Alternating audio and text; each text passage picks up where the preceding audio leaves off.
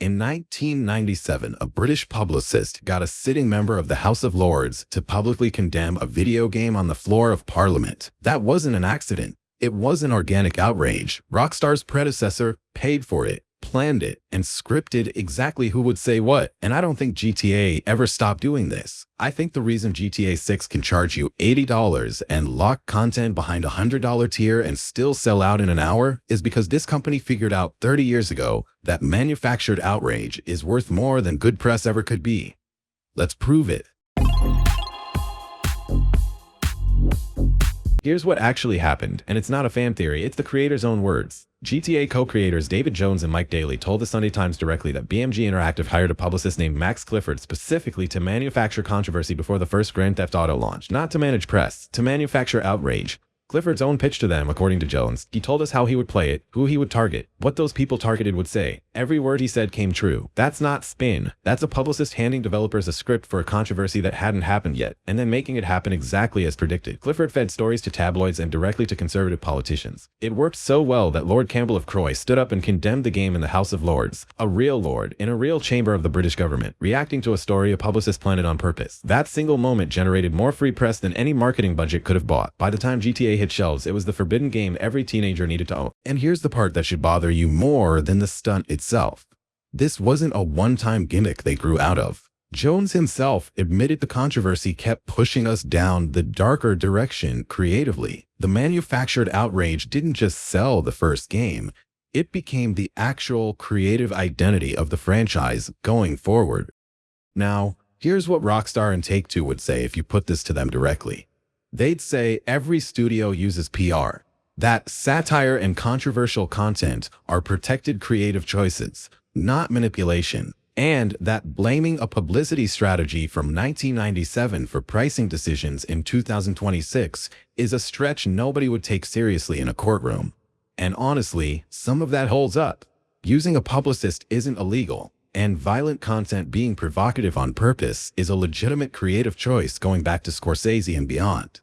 GTA didn't invent controversial media, but here's where that defense falls apart. The claim isn't that Rockstar makes edgy content. It's that a single admitted on-the-record instance exists where the outrage itself, the actual public reaction, was engineered before a single unit sold. That's not we made something provocative and people reacted. That's we paid someone to guarantee people would react and told him exactly who to target.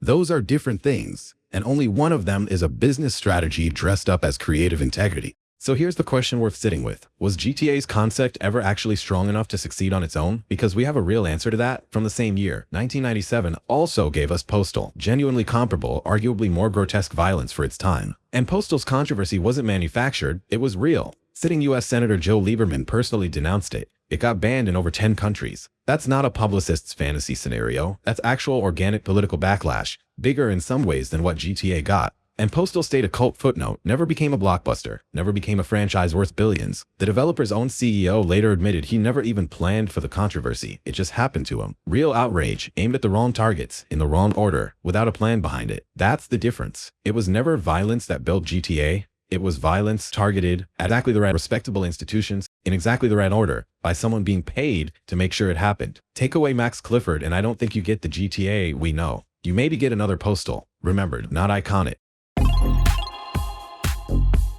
Once you see that playbook, you can't unsee it in what came after. Let's go one at a time, because each of these deserves more than a passing mention. Hot Coffee, 2005. A modder unlocked hidden, fully modeled sexual content buried in San Andreas code. Content Rockstar had built but never intended players to access. Once it went public, it triggered actual congressional attention, an ESRB rating change from mature to adults only, real lawsuits, and a genuine national conversation about game ratings. This one was real. Rockstar didn't plant it, but watch what they did next. Nothing. No panic, no rush statement trying to make it disappear. They let the story run for weeks while sales kept climbing. Vice City, 2002. A mission involving Haitian gang members drew real organic protests from actual Haitian American advocacy groups who found the depiction genuinely harmful. Rockstar's response was minimal and slow, again, not because they didn't notice, but because the controversy was doing marketing work for free. Jack Thompson, a real Florida attorney who spent the better part of a decade publicly, aggressively pursuing Rockstar through lawsuits and media appearances, becoming almost a recurring character in gaming news cycles. He got disbarred in 2008. Rockstar never had to lift a finger to keep that story alive. He did it for them, for free, for years. The Crunch Admissions, 2022. Co-founder Dan Houser's comments about 100-hour weeks during Red Dead Redemption 2's development sparked real, deserved backlash about labor conditions in the industry. Rockstar's response, again, was to let the story exist rather than aggressively bury it, because even bad press about a beloved game kept that game in headlines. The Torture Mission, GTA V, 2013. The by-the-book mission drew genuine critical backlash for a graphic, prolonged torture sequence many reviewers found gratuitous. Rockstar's defense was that it was meant to be uncomfortable, satire of American interrogation policy. Maybe. But it was also, unmistakably, the single most talked-about mission in the entire game for months afterward.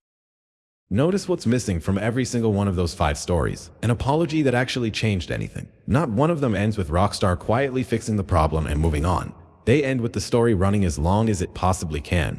Because by 1997, this company had already learned the one lesson that shaped every decision since. Controversy isn't a crisis to manage. It's inventory to spin. Which is exactly what's happening again, right now, with GTA 6. The $80 price tag. The $100 edition that locks you out of real locations. The sticker inside that edition literally telling buyers to stop buying useless junk. None of this is Rockstar failing to notice how it looks. This is a company that has run this exact experiment successfully since before most of GTA 6's actual audience was born. The only real difference between 1997 and now is that a hired publicist once had to go find the outrage and place it by hand, story by story, politician by politician. In 2026, they don't have to plant a single headline. We do it for them, for free, in every comment section, every single day, the same way we always have. If you want the full breakdown of exactly how that's playing out with GTA 6's actual pricing, it's the other long form on this channel.